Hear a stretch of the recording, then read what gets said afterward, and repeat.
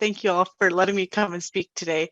And I'll be talking about recreating the past in accessible ways. You can check out my website at Deb Mayers, so DebMayers.com, or you can find me on Twitter at DebMayers24, and all views are my own. Now, before I go any further, I want to talk about this word recreating. Now, saying reconstruction without the parentheses implies that there's a level of certainty, and we can never actually know what the past truly was like.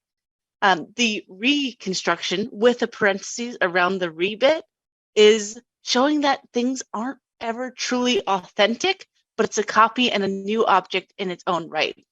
And as Sue Greeny states in one of her papers, no reconstruction drawing of the past can do more than illustrate the state of archaeological knowledge at the time it was created. So any recreation is just imitation of the past, but ultimately it's a new construction that'll have ties to the 21st century. So anytime I say reconstruction, recreation, or something similar, I want you to remember it with this little bit of nuance. So now that we know that, let's go ahead and get started. So today I'm going to tell you just a little bit about myself, and then I'm going to do a brief level set about the terminology that I'm using today, and then we'll talk about the 5 things I want you to take away from this talk, which are user control, high-level guidelines, change over time, multiple interpretations, and handling unknowns. Then we'll go into a Q&A afterwards. And along the way on various slides, I'll have some imagery of my work. So on this slide, there's a photogrammetry model of a lion from the Corbridge Roman town, which is in the UK. This is sitting on a 3D reconstruction that has a round fountain with water spouting out of the mouth of the lion. The Corbridge lion is one of 5 statues found at Corbridge. It has a male lion pouncing on a prey. It's likely a sheep or a goat, but the prey is more of the size of a cow, so who knows what it actually is. Lions would have been a type of funerary monument, so it's likely that this was originally a funerary monument, but when it was found in the largest residence house at Corbridge, and the teeth were cut out, and so we know that it had a fountain spout coming out of it. This lion has a tremendous history, but I also wanted to just work on some water effects inside of VR, so that's why my recreation has this water effect on side of the fountain. So now I'll tell you a little bit about myself. I'm Deb. I'm an accessibility technologist and an AR/VR engineer. I have a master's in information technology, a master's in ancient cultures, and a classical civilization bachelor's degree. So this means I have 11 years experience in studying the ancient world, 6 years experience in XR, and 3 in accessibility. So hopefully I know a little bit about what I'm talking about, but by my nerves, you wouldn't be able to tell that. And now on the screen, we also have another image of something that I've done recently, which was from one of my master's degrees. So this was a recreation of the Mithraeum, which is located at Carabroth on Hadrian's Wall in England. So for this one, what's happening is the user is inside of this 3D space. You're looking at the cult image, which is the what we call a terracottone, or the cult slaying or the bull slaying statue. It's a flat relief.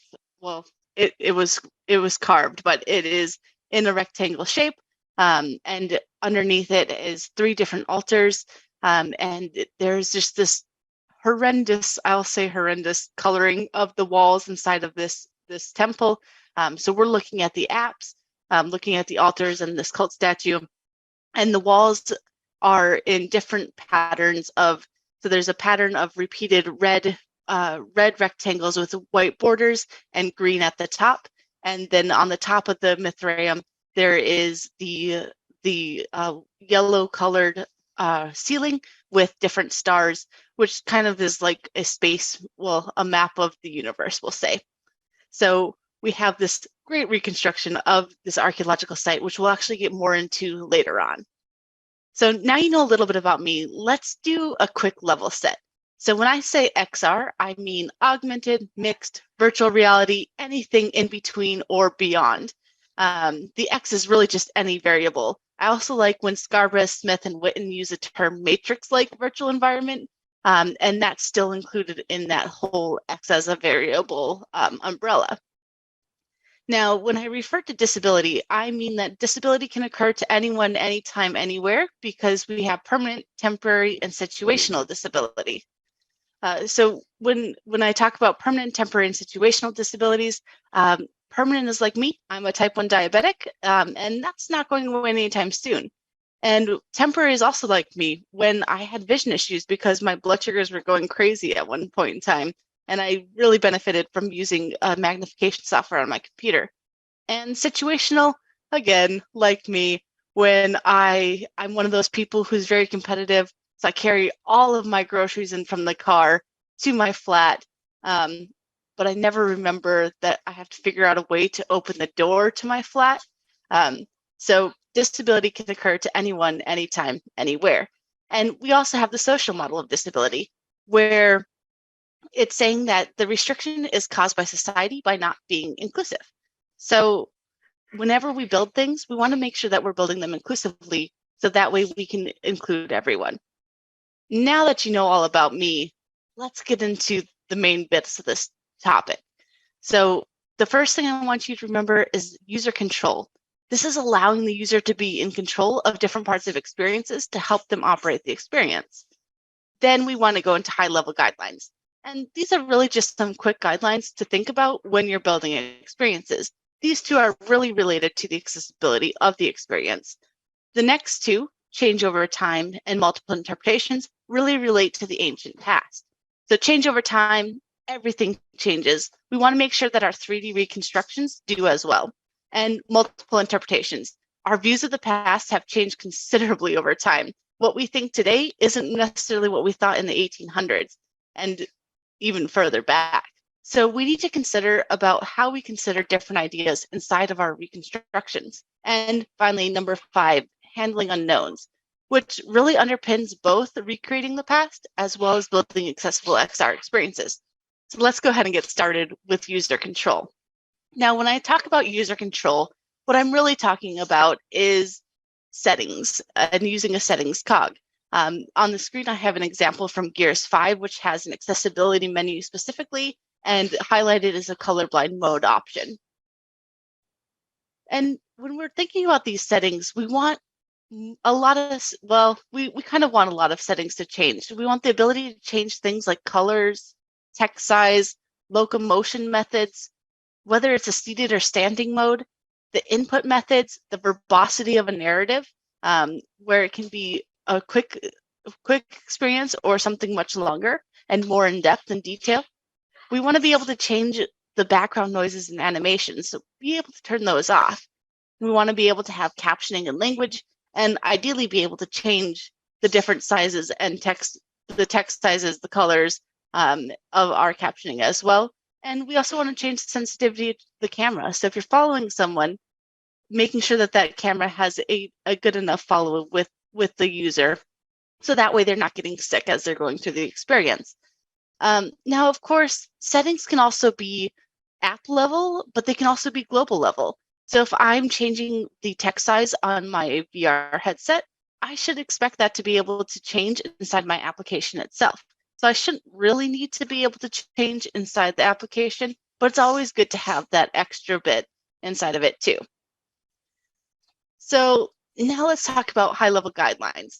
Now on the screen here, we have an example of one of Rough Castle, which is a Roman fort on the Antonine Wall, which is up in Scotland. This is one of its most distinctive features, and this is a group of lilia, or lily pits, to the north of the fort. These lilia pits were a type of defensive measure. Each pit would have been fitted with a sharpened stake. It was pointed upright and hidden kind of among some brushwood. The pits would have served as the ability to break up attacks from the north before invaders reached the fort. Now, this is one of the first reconstructions I ever did, and this was not in 3D. This is just doing some photo effects. I personally don't see how these would actually be very effective in a Roman fort, but that's why we need high-level guidelines to be able to make sure that our 3D experiences and our Roman forts are built correctly and able to withstand our attacks or our users. So let's first talk about visual guidelines.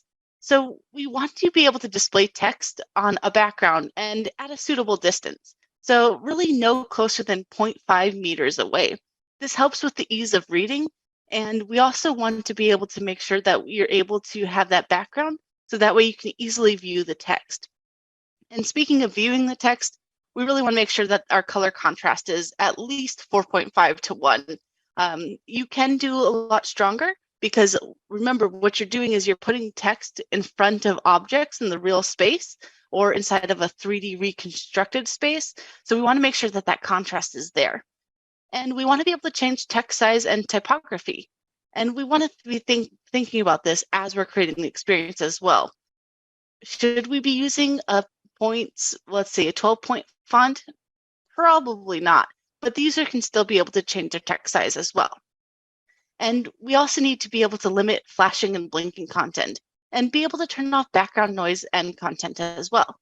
So things that don't matter, especially for the experience, being able to just toggle that on and off can help tremendously with when people are inside the experience. And we want to make sure that interactable objects are large enough to see and interact with. This could also be something like having a large focus ring as your hand goes over the object itself. And then we also want to start thinking about audio descriptions. Now, I haven't really seen anyone quite do this, I would say, do this in the best way possible yet. It's still an area where we're testing out different things. But I think when we're thinking about audio descriptions, being able to toggle from modes like having a normal audio description, a verbose, a quick, or setting some type of delay of when to hear the description could be helpful. And again, I don't think anyone's really cracked the code on this one, but just some things to think about. Now, we also need a non-visual way to know when something's interactable. So you can use things like that audio description or the quick and long descriptions, but when you're putting this information in, make sure that you add important information first. So if I am on a Roman fort and I'm about to grab a coin, I probably just want to say it's a coin of whomever the coin is about, rather than saying this is a coin from the 2nd century that has XYZ. I want to make sure that the information is given to the user quickly so that way they can understand what they're interacting with. Now, our next things to think about are audio guidelines. So with audio guidelines, we want to make sure that important sounds are displayed with text and or haptics. Ideally, a good mix of the two, but I think, again, users should be able to change whether they want text to be able to see whatever the sound is or haptic control as well. Captions should be displayed appropriately and allow the user to change the different font size, the colors, how many lines, and the verbosity. And we should also start thinking about sign language and hand tracking. While hand tracking might not be the best thing right now, it will probably get much better in the future. So being able to actually use sign language inside of AR and VR is going to be really interesting and helpful in the future. And we want to make sure that we have transcripts available for users. And something I always come back to is, I wonder if we can use haptics for Braille. So that way, if someone who is deafblind and who's using Braille inside of an experience, will they be able to interact fully inside of it? I'm not really sure how this would necessarily work, but if anyone's tried an experience with this, do let me know because I'm so curious to see if that works. Now, we also want to think about being able to change our audio settings. So things like having mono audio and spatial audio, and being able to change the volume of background noises and the speaking volumes, and making sure those are independent of the system volume itself. Then we want to go into mobility guidelines. So we want to make sure that we have an accurate scale of the user and that they're able to change their camera height and their arm length. So that way, whenever they're inside the experience, they're able to view it in the best way possible. Now, we also want to make sure that we have seated, standing, and room scale experiences, but make sure that there are ways to change between those 3 modes. And we want to make sure that when we're using our controllers, that we can have a one-handed mode and that the user should be able to change their handedness. So whether right hand or left hand, being able to pick that dominant hand. We also want to make sure that we use multiple inputs. So things like keyboard, the controllers, hands, hand tracking, eyes, voice, switch devices, and eventually more of our BCI, our brain computer interfaces. But at least having 2 or 3 inputs is super key for this, because not everyone can hold controllers for very long periods of time. And not everyone can use their voice or use their eyes in order to change the information on the screen. So being able to have multiple inputs is a very essential. And then we also want to just, again, have a good target size. So if someone's hand is shaking, you can smooth that out in the XR experience by having larger targets for interactable objects. You can also do some trickery in C# in order to, or C, whatever language you're using, in order to be able to grab something when you're close to it, like a magnet. So now that we know about our guidelines and we know about our user control, let's start talking about the past. So the first thing we're going to talk about, change over time with the Parthenon. Now, if you search the Parthenon on Google, you'll have a great many information about recreations of the Parthenon, but they're all either ruins or how the Parthenon might have looked in the classical period, in this ancient Greek period. Now, the Parthenon, though, it isn't just these 2 types of time periods that we see on the screen here, with the ruins or what it would have looked like in ancient Greece and in the classical period. It has a rich, rich history. So let's dive into that just a little bit. So in the archaic period, we have the 3rd temple of Athena Polis being built. And then we have a Persian sack of the Acropolis. I bet you didn't know about that Persian sack of the Acropolis, because that's never in anything that I read about the Parthenon. And then in the classical period, from 480 to 322 BC, we have Athena Promachios, or the bronze Athena being erected. We have the Parthenon being built. We have the golden Athena being dedicated as well. We have then an earthquake, and then we have Spartans being stationed on the Acropolis in 404, which that's kind of the end of our classical period. And then when we get to the Hellenistic period, we have Lachares stripping Athena of her gold to be reused, which again, not something you usually see inside of these reconstructions of the great golden Athena being stripped of that gold and just a statue itself. And then we have Sulla capturing the Acropolis. We have a portrait of Hadrian in the Parthenon, so the Roman Emperor Hadrian. And then we have Julia Domina portraits in the Rectheon and in the Parthenon.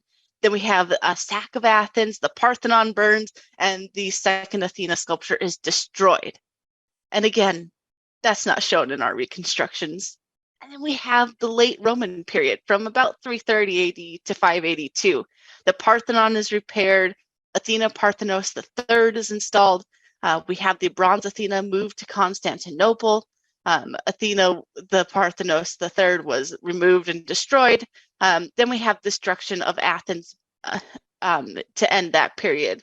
And then we get into the High Byzantine period, where we have the Parthenon was actually converted into a church of Our Lady of Athens. And then we have the mob destroying the Athena in Constantinople. And there's a great quote about it being a drunken mob. And then we have the Frankish Florentine period from about 1204 to 1456 AD, where the Parthenon becomes a Latin church. And then we have the Turkish era, which will also bring us up to today, from 1456 to 1834, and then further on. So we have the Parthenon gets converted into a mosque. The Venetians besiege the Acropolis. The Parthenon's blown up. A small mosque afterwards is built on the floor of the roofless Parthenon. Elgin removes the Parthenon marbles, which is still a big issue that we have going on today. We have the besieging and the capturing of the Acropolis. Then we have another besieging and recapturing of the Acropolis. And then the Acropolis is surrendered. And finally, in 1834, we have the Acropolis being declared as an archaeological site. And today we have the ruins being having the scaffolding on to be put back into better shape. We don't see that in those reconstructions, do we? Did you know that the Parthenon had such a rich history? And who decides which time period is better to show? Usually when we create 3D models of sites, we do have a budget and limited resources to create an experience. But it's always important to think about what we're representing and ensuring at least we have some sort of information somewhere about the change over time. Related to this, on screen I have an example of the Parthenon as it was being built with wooden scaffolding. Then I have the classical Parthenon, which is gleaming white with its flawlessly painted sculptures. Then there's an example of the Parthenon with its minaret. And finally, we have how it stands today as a ruin with some scaffolding. But one thing that's similar across the first 3 images is that it doesn't really look lived in. Yet we know that this place would have been really active, especially for things like the sacrifices, right? Where the smoke would be billowing, we have animals all around. How could it look so pristine and not lived in at all? I mean, I don't know about you, but have you ever had a dirty hand and you wiped it across your keyboard or your screen and you have a big smudge? I'm sure there were smudge marks on the temple, but you never see that in these reconstructions. And it's not the cleanest area. So we need to make sure that we're starting to think about these things as we're building reconstructions, which brings us to multiple interpretations. So for multiple interpretations, as Hurwit once said in the reference to the archaeology of the Acropolis, what's one archaeologist's hut is another's rubbish pit. We're never going to know what the past was exactly like. So we need to show our guesses, the inconsistencies, and where we fill information in. And on the screen, I have my favorite museum label I've ever seen, which is at the Museum of Gloucester. And it says, Mystery Head. Some archaeologists believe that this head is of a Celtic god carved in the Iron Age about 2,000 years ago. Others think it's a garden ornament from the 20th century. And if that doesn't sum up archaeology and history in just a nice little nutshell, I don't know what else would. Because we never really know. We're going to have 2 divergences of thought. And we need to make sure that when we're building these reconstructions, that we're able to show this really well. Because as we change our thoughts over time, based on our current knowledge of history and archaeology, we want to make sure that we are able to change our recreations as well. And there's now this example of what this Celtic head that we don't know if it's 2,000 years old or if it's from the 20th century, I'll show here on screen. And it's kind of just an ugly, well, I say ugly, it's also endearing, right? It's in the shape vaguely of a head with kind of some shoulders. You have the eyes carved out and the mouth carved out, but really it's just a hunk of stone, essentially, is what it is. But still, my favorite museum label to talk about multiple interpretations. And not only just multiple interpretations, but we really don't know. I mean, there's some things we can do with dating, but we don't know if this was 2,000 years old or from the 20th century. So how do we handle that too? Well, a great example of this is this Mithras sculpture, which is at the British Museum. So here we have Mithras slaying the bull. We also have a new thought, a new group of thought where it's not actually slaying the bull, but he's actually wounding the bull. So Mithras is a god from the Roman world. He is holding the bull by its mouth with a knee on its back. And there is, he has a dagger in one of his hands and he is slicing the bull just above its shoulder blade. And then we have a dog and a snake lapping at the blood. And we have a scorpion as well, because it shows kind of the different constellations in the sky. But with this sculpture, there's so much that we actually don't know, because there's a lot of pieces that we're actually missing. So now I have in blue the bits of the sculpture that actually weren't there, and they were just completely redone in order to build what we have today. So it's missing the entire cape of what Mithras has on his back. His head was missing. His arms were missing. The dagger was missing. The front bit of the dog was missing. But today we see everything in stone. And really, it's not accurate because we know that Mithras usually wouldn't look up, looking out. He'd instead be looking at the bull. So this interpretation is actually not correct. And well, okay, it could be correct, but based on all the other similar iconography shown with Mithras, probably not correct. But still, when you put it in stone, you think that first image of him looking out and everything there, you think, oh yeah, this is something that the ancient people would have looked at. But really, probably not. And there's also another example. Again, from the British Museum, we have another Mithras sculpture. And this one here, we have Mithras again in his slaying the bull or wounding the bull. And here we have him looking down at the bull this time, so that's good. But again, this one is actually worse in how much was missing. So we have almost the entire upper body of Mithras gone, including his arms, his head, his cape, his upper torso. And we also have, again, missing is the dagger. So is what we see currently inside the museums correct? Or do we just have to put, sorry, Ian, please. So we just need to figure out what we can show and how to handle those unknowns.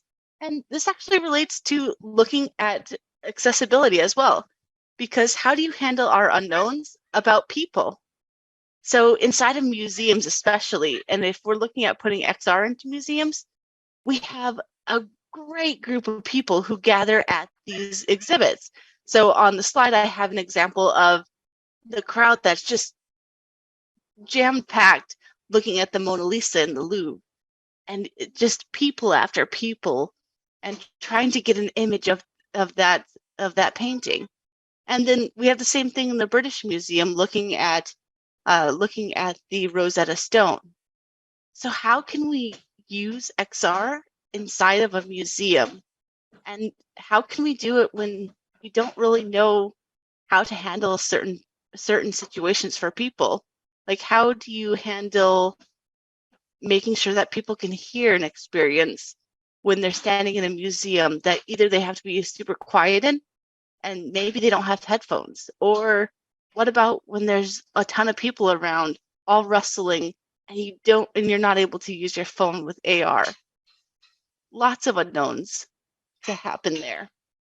So now that we know about these 5 main things, let's go ahead and go into some examples of the work that I've done. So first up, I'm going to give you an example of the statue of Marcus Aurelius. So this is a bust that's in the North Carolina Museum of Art. Marcus Aurelius was one of the Roman emperors from the Antonine period. And I did a photogrammetry model of this bust, and I was really interested in how we can look at different skin tones and different hair colors and different colorings of the different clothing that people are wearing inside the busts, because we know that these sculptures would have been painted. We don't necessarily know how they were painted, or we don't know what skin tones people had. So just playing around with that was something I was really interested in. So I have 3 different recreated Marcus Aureliuses here. The first is with a dark hair as well as a darker skin tone. The second one is I tried to do sort of a salt and pepper sort of feel. I wasn't very good at trying to map the textures onto the model, so lots more gray than I was hoping to go for, but again, with darker hair and a darker skin tone. And the third example is with brown hair and a lighter skin tone. So how can we do this in an accessible manner at a museum itself? So being able to give things like alt text on here is going to be key. And then also, is there something that we can do with different senses? Maybe different haptic vibrations, or maybe, I don't know, maybe using scent to show the different interpretations of the statue as you go across the 3 different recreations. Then the next example I have is of the Carabrach Mithraeum. So this again is on Hadrian's Wall inside of England. So I have a photo of me standing next to the 3 altars as you're looking into the apps. And then I have an example of what it looks like today as a ruin. So there's a few coursings of stone in a rectangular shape. You can see the 3 altars at the apse of the temple. And then there's also a sculpture of I think it's either Cades or Catapades, who are the 2 different torchbearers who would have been there as well. So it's just a statue of that at the temple. Now, when we recreate this, there was a great piece in the archaeological report that said we found a piece of plaster that was red and green with no discernible pattern. So me thinking, well, red and green, so that must mean the walls are red and green. But how do you display that? What I did was I just created some pattern. Didn't really have a rhyme or reason. And I put that on the walls. And then I knew that the cult statue as well would have been painted. So again, I painted it based on different examples that we've seen across the Roman Empire. But is it correct? Maybe, maybe not. And the altars themselves as well, they would have been painted. They did have some remnants of paint, but not a ton. So I just did my best there as well. So some of the things that we need to think about here. The first thing was this experience has a flickering light and fast camera movement. I'm going to play a really quick video clip of this experience. So please look away while I do this. I will let you know as soon as I am done with this. But again, it is flickering light and fast camera movement. So please look away if it'll be effective. So I'll count down from 5.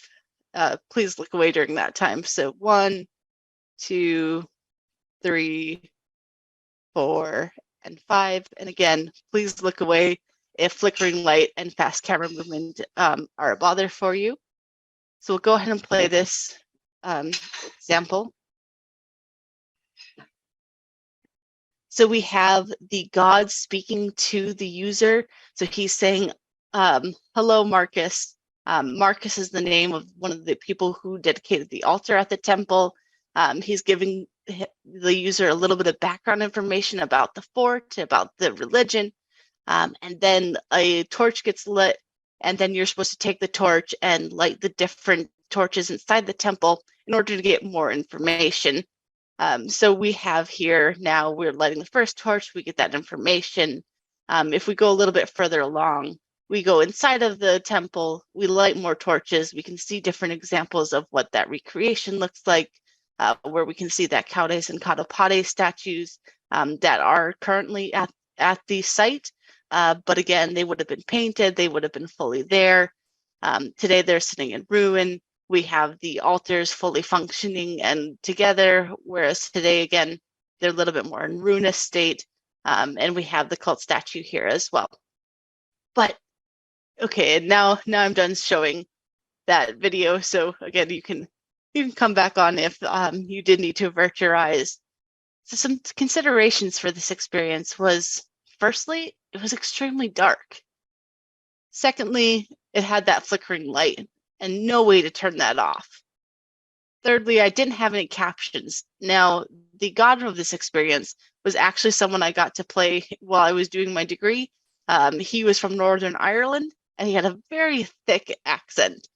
So one of the pieces of comments that I got during this was that, number one, oh, I'm not a native English speaker, and I had extreme difficulties understanding what he was saying. So having captioning and translation would have helped me out a lot there. And there was really limited ways of interacting. You could teleport or you could walk around the experience, but really it wasn't the best way to go forward. We also had not many haptic sensations. So as the user was going to different torches around the temple, they didn't get a vibration to let them know that, hey, there's something here you can interact with to get more information from the god. And I didn't have any audio description. This is a really rich, vibrant visual site, but you can't really get that information if maybe you can't get into the VR headset and to look around it. So making sure that that would be there would be very key. And it only shows a temple in one time period. I was using the 3rd century AD layout, but it actually had 3 different layouts, and it was destroyed in 350. But you get none of that information from this experience. And it also just shows my interpretation of the painted iconography, and I don't call that out. So making sure that I start thinking about this more from the beginning would have been essential. One of the things I did do that I'm proud of is I changed it from being a standing and free roaming situation where you had the room scale and you were walking around to a seated example, because I did put it on a 3DOF headset at one point. So I did do a good job on that one, but there's so many more things that I should have done. And now that I'm looking at redoing this and doing it a little bit better from an archaeological reconstruction perspective, I'm really starting to think about this right now. So now let's go ahead and we'll go to the next thing. So my current use case of using AR and VR is, how can we read hieroglyphs inside of museums? Now, for those who don't know, hieroglyphs are a pictorial form of ancient Egyptian writing. This was really used by the elite inside of a lot of just different funerary contexts or the royal context. And on the screen, I have an example of a false door, which is inside of the North Carolina Museum of Art. And for this one, again, I did a photogrammetry model of the door, and then I started to color in on different things of the door. So I have an example of where all I have highlighted are different names that are inside the door. Another example is just everything that I was looking at. And then the third example of this photogrammetry model and recreation is the different names of the gods and their epithets. So looking at how can we use AR and VR to read hieroglyphs in an accessible manner is something I am currently looking into. I don't have all the answers for it, but I did want to share it today because I just love this use case. Now, hieroglyphs are usually, they're a very haptic sensation when you look at the stelae. So either they are put into the stone itself or they're brought out. So they would have, if you would put your hand over the stelae, you'd be able to feel the hieroglyphs. Now, I think that's going to be important as we go on, but before we get to that point, let's think about one of my favorite stelae that we have. Now, this is at the Met Museum, so in New York, and this is the stelae of Deju and his wife Setsobek. This is at the Metropolitan Museum of Art from the 18th dynasty. And on the placard at the museum, it states, "This Middle Kingdom stela belonged to Deju and his wife Setsobek, who carries a mirror similar to those others found in tombs." Which doesn't really give you too much information about the stelae, but online we do have a fuller description. So it says the 2 lines of inscription at the top of this rectangular stela indicate that the monument belongs to a man named Deju, born of Seni, and his wife Setsobek, born of Nefret.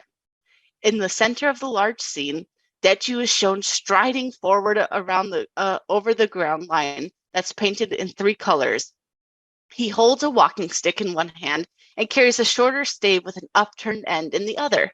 His jet black hair is short, he spouts a small goatee on his chin, and he wears an ornate broad collar, bracelets, and a short kilt with a triangular front panel. Setsobek stands to the left, placing one hand on her husband's shoulder and holding a mirror with a papyrus-shaped handle on the other. Her long tripartite hair is as black as Deju's, and she is shown wearing a close-fitting green dress with a single shoulder strap. A broad collar, bracelets, and anklets complete her attire. In front of Deju and Setsobek are food offerings, starting at the bottom with a large pottery beaker capped with a conical stopper and placed on a low stand, which is painted in molted pattern, perhaps to imitate something. Now we have above this is a vessel which has plucked duck on a green table laden with loaves of bread and various cuts of meat. Although the items appear to float vertically, they are meant to be seen arranged by side. And this low, flat, raised relief style is seen on the stela is characteristic of the period of transition between the Dynasty 11 and Dynasty 12. Whew, that's a lot more information than you get when you're in the museum. So that's a really rich, vibrant description of the stela itself. And I think we can benefit from this type of a description when we're starting to think about audio description and how we can use AR and VR to be able to describe these different artifacts. So let's start with reading the hieroglyphs first. So we're going to go off on this first line of hieroglyphs. So what I'm going to do here is I'll give you the transliteration, which is basically taking that pictorial form, putting it into some type of writing that we can more easily understand. That's the first bit of how we translate ancient Egyptian hieroglyphs. And then after we do this transliteration, we then do our translation, which is putting that transliteration into English. So we'll go ahead and we'll start here. So we have Emma, hair, ta, soker, did you, mesen, seni. So we have all of these bits, Emma, hair, ta, so the name of the god, soker, did you, mesen, and seni. And then again, this means the revered one before Ptah, Soker, Deju, born of Seni.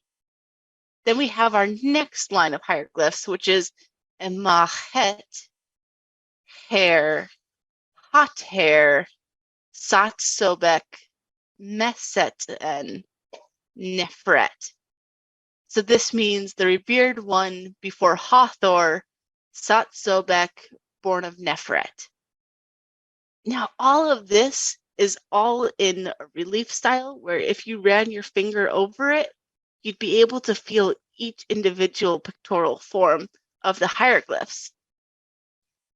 So how can we make this accessible? Now, here I'm going to show you again the entire stela with the proper transliteration and translation. So we have the stela and we have this pictorial representation of a language that we then transliterate and then translate. And how can we do that in an accessible way? Well, one of the things I've been thinking about is we can use haptics to be able to read over it, kind of like what you do for Braille, but you're actually able to feel the sensation of what that pictorial form would be like. And when we're starting to think about how do we pronounce this, well, we don't even know if we're pronouncing ancient Egyptian correctly anyway, due to the different issues that we have with going down the line of the language. So how can we do that in different ways? And again, if anyone has any ideas on how you can make reading Egyptian hieroglyphs accessible, do let me know. My big revelation was that of using haptics and being able to see, okay, well, can we use this as a way to be able to understand what this would have said, especially for people who might be blind, low vision, or who might not process visual information as easily as, say, doing something with their hands. So that's my fun bit of doing ancient Egyptian hieroglyphs inside of XR. So again, we want to think about these 5 things: user control, high-level guidelines, change over time, multiple interpretations, and handling unknowns. All of these are going to be essential when we're thinking about recreating the past using AR and VR. So as we're going along, make sure that you're thinking about these things and documenting everything we do, because others will benefit from the work that you're doing currently as well. So with that, I will end my talk, and thank you all for listening in. Thank you, Deb, so much. That was extremely interesting, and you made me think about a ton of things that I've definitely not thought about before. I love the Parthenon example and the reconstruction examples too, of just thinking about reconstruction versus construction. It's very interesting. And also, I've got to give a shout out to you as, Mom of the Year, for being able to maintain composure and give a great presentation. I think this is a master class in staying so focused. You did an awesome job. So we're going to switch to some questions now, Deb, if that's all right. And I think these might be a little hard questions, but they're interesting. The first question we had was photogrammetry, like making it accessible, or any ideas for best practices about just the process of, photogrammetry. And so do we mean like the actual taking the pictures and then the software, or do we mean the created models once we do the model itself? I guess if you could talk to both of those, or yes, I don't. So I don't know the best way to do it, because what photogrammetry is you take a photo of an artifact. Well, I only do it with artifacts, so this is where I'm going to speak to, at different angles as well as different distances. So that way you have a full 3D representation in 2D photographs, and then you put it into some software. The software itself, I haven't found a great accessible version. So a lot of them you tend to be able to, you can't really use the keyboard on them. The one that I use is, it's called PhotoScan. I can't remember who, I think it's Agisoft is who it's by. But it's not like you can, so when you're selecting the different point clouds inside of it, you tend to delete them to get rid of any extraneous noise. So if you're in a museum, what happens is, as you're creating this photogrammetry model, you're also getting a lot of background information, which you tend to just try to delete as much as you can before you create the proper 3D model. But I haven't really seen a great accessible example of that. But it would just be trying to figure out which software is the best, I think, from that side. And then I think after that, one of the biggest issues I see with photogrammetry is it just creates tons and tons of polygons, which has a big issue when you're looking into, okay, how can I then take these polygons and add different colors to them? So I find that when we're doing that, it makes a bit of an issue. So it makes doing these multiple interpretations, handling unknowns, a little bit more difficult. But what I usually do is I add some metadata. Well, I say metadata. What I do is usually just add in like little notes to my model and say, hey, this is the model of Marcus Aurelius. This took like 300 photographs, 15 hours of processing power, whatever it is. This would have been Marcus Aurelius when he was the Roman emperor, and this is where it was found. So trying to just add in that little extra information for that model itself, which I think also kind of works as a sort of alt text for the model. Yeah, and I think that would be interesting to maybe as a follow-up to this presentation, but the tool that you mentioned, maybe it's something we can, as a group, advocate for them to be thinking about this scenario, right? So that they have an idea. Another question, actually, this is my question, and it came from, I'm going to not remember the name. It began with an M, but you were showing the reconstruction of the sort of the statue missing the head. And, so this is what we have in today's world, and then this is the imagined part. Do you have any ideas of like labeling, the authentic part versus the imagined part? So I think this is a lot easier to do in XR. So this was a Mithras, who is the Roman god. Now, with these, so I do hate to burst your bubble, but a lot of things that you see in museums have been reconstructed to some point. So usually, if you look really closely at sculptures, you'll usually be able to see like glue marks. Well, not glue marks, but you'll be able to see where they were put back together. So fun thing to go do if you have a day off and you just want to go look at how they put these back together. But I think one of the ways that you can do it is by ghosting things, which was just having the reconstructed bit being a different color or a little bit lighter, more transparent. That's one way to do it visually. Another way is that, of course, that you have to label everything out and say, okay, this is the reconstruction of Mithras. Here's everything that is original. Here's what's not original. Here's what we don't know. And a lot of this is a lot of documentation. I find that either ghosting it or having different models that you can switch between. So I find this is why it's easier in XR, is because you can take a model and you can say, okay, this is what I think it's going to be like. Now let me swipe to the next model, a little bit different, next one, a little bit different again. So having all those different interpretations and having the user pick which one they like the best to see at that point in time. Yeah, and that's so interesting. I guess I've just never thought about that concept. And then that's so interesting that you could really show the part of it stays solid and then other parts swap out. That's really interesting. Yeah, it's cool. All right, one more question. This was, I think, related to, you were talking about the multiple interpretations. So I think this is going more in like a web context, but would it be better to create multiple alternate text of multiple interpretations, or put all the interpretations into a single alt text? Oh, I feel like this is difficult because it's a personal preference as well. I personally would put them into multiple different alt texts, just because then if you get to one and you go, oh, I really don't want to hear anymore, you can swipe through easily.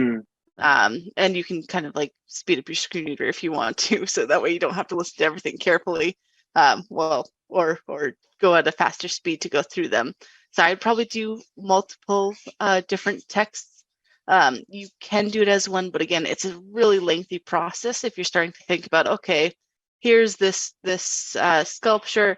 It was created this way. Here's what colors I'm adding to it. Here's what time period it was. Then we go to a change over time and we go, okay, here again, you have a lot of repeated information. So you can repeat the information, or you can have a description, I think, as well at the forefront saying like, okay, we're going to show you this sculpture of Marcus Aurelius. There's going to be 4 different images of this. And then you can just say what in each one what the created beat is, so you don't have to repeat that information every single time. No, and that's awesome. I'm curious, is there any site that works like that now, or is that more like something that would need to be built? I think you'd have to build it out. I haven't seen one yet, but it'll be a thing in the future, right? That's what we're building now. Yeah, no, that's awesome. I think that's really great, and I think that's something to. It's like another scenario for description of, the idea that there's, I mean, there would already be that idea, I guess, for every image that it could be described multiple ways, but to think about it more in that context of like, you can't know, so you need to produce multiple descriptions. Yeah, I think what you said makes sense, like having the ability to like cut off a description if it's not something related to you. You're like, let me hear the next one. That makes sense to me. It's cool. All right, well, we're gonna just say this is the last question, and we're like at our time today. So we want to just thank you so much, Deb, for your excellent presentation.